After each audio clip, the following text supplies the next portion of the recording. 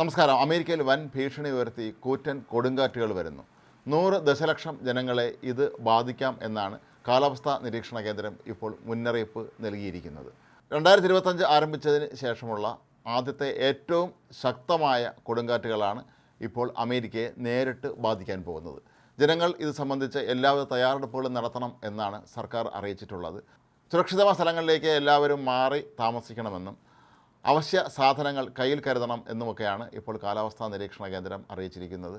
അതിശക്തമായ തോതിലുള്ള മഞ്ഞുവീഴ്ചയും ഇതോടനുബന്ധിച്ച് ഉണ്ടാകും എന്നും മുന്നറിയിപ്പ് നൽകിയിട്ടുണ്ട്. ഈ കൊടുങ്കാറ്റുകൾ അലബാമ, ടെക്സസ്, ലൂസിയാന എന്നിവിടങ്ങളിൽ നിന്ന് തെക്ക് ഭാഗത്തേക്കും നെബ്രാസ്ക, കൻസാസ്, ഒക്ലഹോമ എന്നിവിടങ്ങളിൽ നിന്ന് പടിഞ്ഞാറ് ഭാഗത്തേക്കും വ്യാപിച്ചതിന് ശേഷം രാജ്യത്തിൻ്റെ മധ്യഭാഗത്തു കൂടി ഇന്ത്യാന, മിഷിഗൺ, മിനസോട്ട, വിസ്കോൺസിൻ എന്നിവിടങ്ങളിലേക്ക് കടക്കുമെന്നാണ് പ്രതീക്ഷിക്കപ്പെടുന്നത്. ഇന്ന് രാത്രി വരെ അതിശക്തമായ തോതിലുള്ള മഴ ഉണ്ടാകാനാണ് സാധ്യത എന്നാണ് കാലാവസ്ഥാ നിരീക്ഷകർ പറയുന്നത്.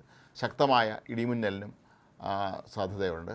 വിവിധ സംസ്ഥാനങ്ങളിൽ ഈ കൊടുങ്കാറ്റിൻ്റെ ഭാഗമായി അടുത്ത ദിവസവും ശക്തമായ തോതിലുള്ള ഇടിമിന്നലും പേമാരിയും ഉണ്ടാകാനുള്ള സാധ്യതയും ഇപ്പോഴേ കാലാവസ്ഥാ നിരീക്ഷണ കേന്ദ്രം അറിയിച്ചിട്ടുണ്ട്.